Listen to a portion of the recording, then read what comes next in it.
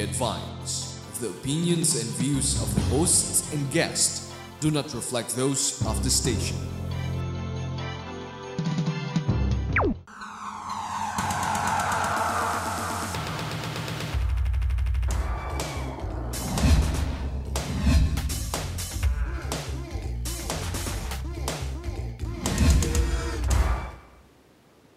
You're watching the Business Portal, your health and beauty channel. I'm your host, Dr. Jan Seneca for What's Up, Doc?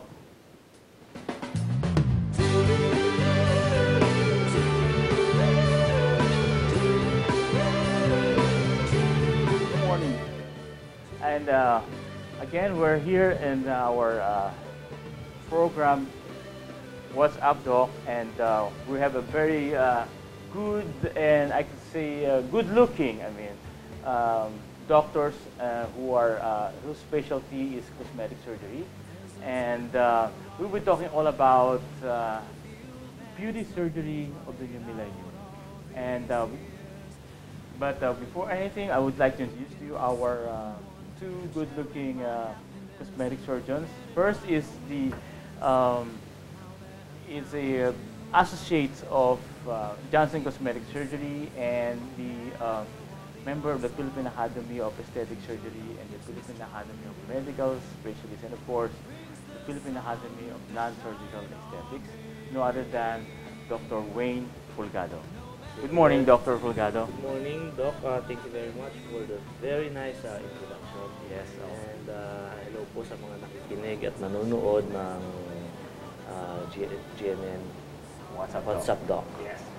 Next is I could say a celebrity look-alike, and a cosmetic surgeon, of course, an associate of Johnson Cosmetic Surgery, a member of the Philippine Academy of Medical Specialists, a fellow of the Philippine Academy of Aesthetic Surgery, no other than Dr. Candy Dalisay.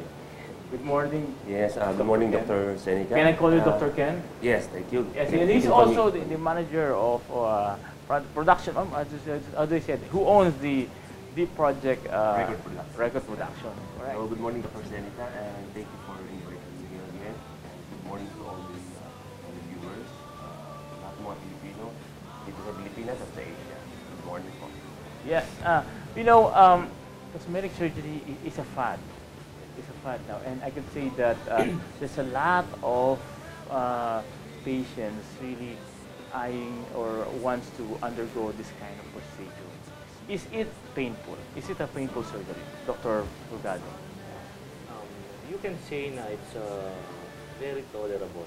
Tolerable. Kasi a lot of patients ngayon na they're into cosmetic surgery dahil napapanood nila sa TV, mga ganyan. Because of the media exposure. Yeah, and dahil sa technology, nakikita nila maganda talaga yung nagiging effect eh. So lahat nagiging curious sila, Okay. kahit magkaroon lang ng thing of beauty. So it's more of the good-looking result, huh? Yeah, of course. Yeah. Improve. And you say that it's not really that painful, it's tolerable. Yeah. Do you have to undergo under general anesthesia or probably like under local anesthesia? Well, some of the procedures require, we can say that general anesthesia, yun yung deep sedation. Deep sedation. Yung sinasabi nila na twilight, mga ganun. So it will depend upon the procedure that you're gonna do. If you go to undergo local anesthesia or undergo a general anesthesia. Marami ding procedures na local anesthesia and deep sedation. Okay.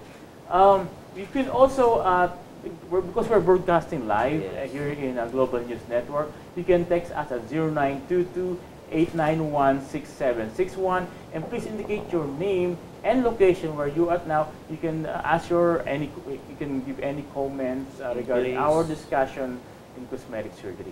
Now, when you say cosmetic surgery, Dr. Dalisay, ano ba itong coverage ng cosmetic surgery? What are the procedures you are doing in cosmetic surgery? General cosmetic surgery. Yes. Tinatanong mo kung anong coverage niya. Well, from head to toe, pwede nating galawin.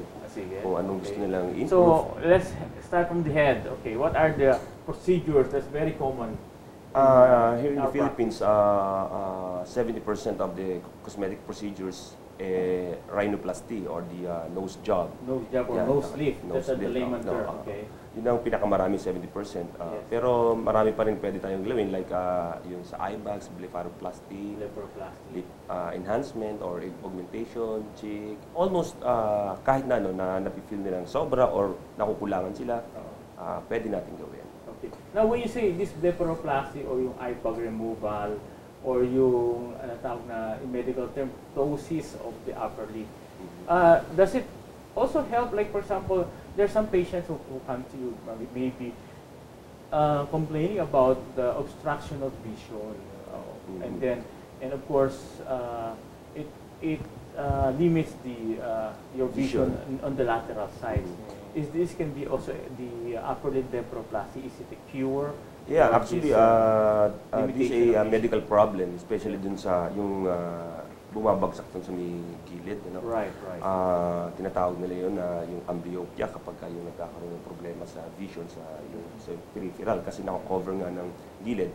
So, aside from the aesthetic result na pwede natin ibigay, it could help dun sa medical problem dun sa vision niya. The vision. Now, how about nose job? Why do people go for? Because we're Orientals, and sometimes we want to be to look like a Caucasian or probably a celebrity look. Can you do that for a certain patient who wants to undergo a procedure like a rhinoplasty or nose lift in a layman term? Yeah, Dr. there are a lot of, kasi marami tayong klase ng nose eh. Okay. So yung mga pasyente natin na nakikita nila sa TV, I like that nose, mga ganon. Yes. Okay. So kailangan tayo mismo, mga cosmetic surgeons, na alam din natin kung ano yung nababagay dun sa pasyente. Correct. Kasi hindi naman lahat ng nose bagay sa isang pasyente. So kailangan kung ano yung nababagay, like yung looking natural, yun ang goal natin. So how do you gauge, Dr. Dalisa, if this nose job is bagay to sa pasyente, will fit on the structure of the nose? Most of the time, it's really hard to explain kung ano yung talaga yung mag-fit dun sa isang pasyente. Okay. Pero dito bilang cosmetic surgeon, ang binabayaran kasi ng isang pasyente not only yung skills ng isang surgeon dun sa pag-opera sa paghiwa. Kasi any doctor could do that kung yung mag-train sila. Pero yung artistic side ng isang cosmetic surgeon, yun yung mas maganda makikita ng isang pasyente. Kasi sometimes you cannot really explain, but you know what to do and how to do. Okay. Now, do you do like a computer imaging during before the procedure, where you have to demonstrate to the patient what's the possible, not the actual result, but rather the possible result of a nose job, for example? And do you have that kind of technology where you do under computer? Before, we used to do that, Yes. but the thing is, magkakaroon kasi ng problema kasi yung technology, hindi naman exactly kung ano yung magiging impact Correct. ng nose kasi technically yung nose lang kasi yung parang nagkakaroon ng manipulation dun sa, or what do you call this, animation. Animation.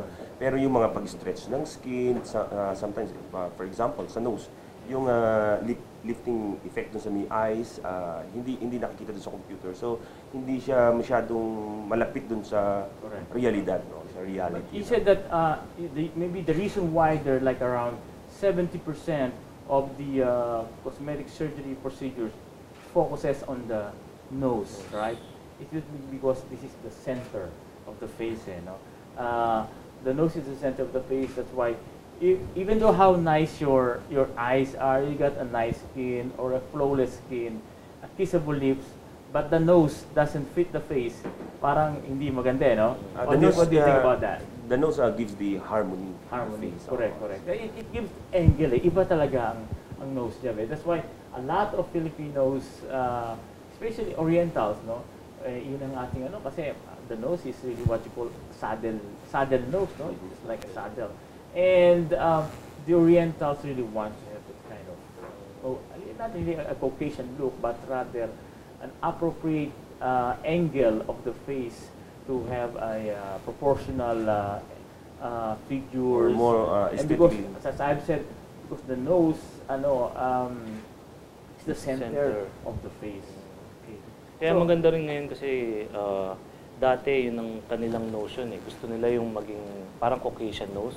Yun ang, ano, ngayon, educated na yung mga most of the patients. Yes. Ngayon, alam na nila kung ano yung talaga yung mas bagay dahil napapanood nila sa TV, We have- natural. Exactly. We have several comments in our text wherein this show, our show, the WhatsApp Doc, patients were educated regarding the possible outcome, the procedures, the do's and don'ts of cosmetic surgery. And I think this is the only program where we discuss all these things about aesthetics, about beauty, about makeovers, right, doctors? And now, let's talk about pimple marks because there's a lot of patients who had a pimple patient, I could say, and then they have these marks after the healing of those pimples. So, how can you treat that pimple marks, Dr. Dalisay? Ngayon kasi may bago na tayong technology. We call it the carbon dioxide laser. Before kasi we used the needling procedure. Needling. Needling procedure. Kung nakita na siguro ng ibang mga pasyente, yun yung maraming needles na niro-roll sa face. Needle. But now the gold... Derma roller, is that what it's called, derma roller? Yeah, some ganun ng mga brand, ano? Yeah. Doon ngayon, meron na tayong tinatawag na CO2 laser, ano? CO2 laser. Yung makakompare kasi natin yung CO2 laser, mga around 4 to 5 times ng needling o yung niro-roll na needles, i-compare natin isang beses lang ng CO2 laser ang katumbas. No? At saka, kinukonsider natin ngayon na ito yung gold standard in terms of the acne scar So how removal. this CO2 laser works on the face of on the skin of the patient, Dr. Pugano? Yeah, yung CO2 laser kasi they use light. So it will penetrate on the dermal layer ng skin and it will mag-stimulate siya ng collagen production. So makikita mo talaga na magpa-plump up din yung skin. Yung acne scars na tinatawag natin, mas malalim siya, mas bababaw siya ngayon. Yung ginagawa ng CO2 laser. Yes, we have a texter from 0922-671-2105. Good morning. Ask ko lang po ang mabisang pampaalis ng pekas. Kaya po ba ito ng surgery? Yeah. Dr. Pulgado. Pampaalis ng pekas kasi Siguro marami tayong... melasma, Yeah, we call it melasma. medical term melasma. Melasma, age spots, sunspot, yan yung mga, Yes. mga pekas eh. Ngayon meron din tayong bagong machine ngayon na new technology na sa aming clinic, Janssen, yung tinatawag na NDIAG. And we've seen a great results sa Good pagdating sa mga pigmentations. Yung NDIAG. Of course, nandyan yung mga creams na nilalagay natin which okay din naman sa mga pasyente. Yes. Pero yung NDIAG is okay yung nagiging result naman. Yes. Now, again, you can text your messages or comments at 0922-891-6761. And we are broadcasting live here on Global News Network. And we have two doctors, Dr. Ken Dalisay, cosmetic surgeon, and Dr. Wayne Pulgado. Again, we have another texter from 0934-841-9243. Good morning po. Meron po akong black spots sa mukha. Okay. I don't know if ito na yung blackheads. Nakakairita. Paano po tatanggalin?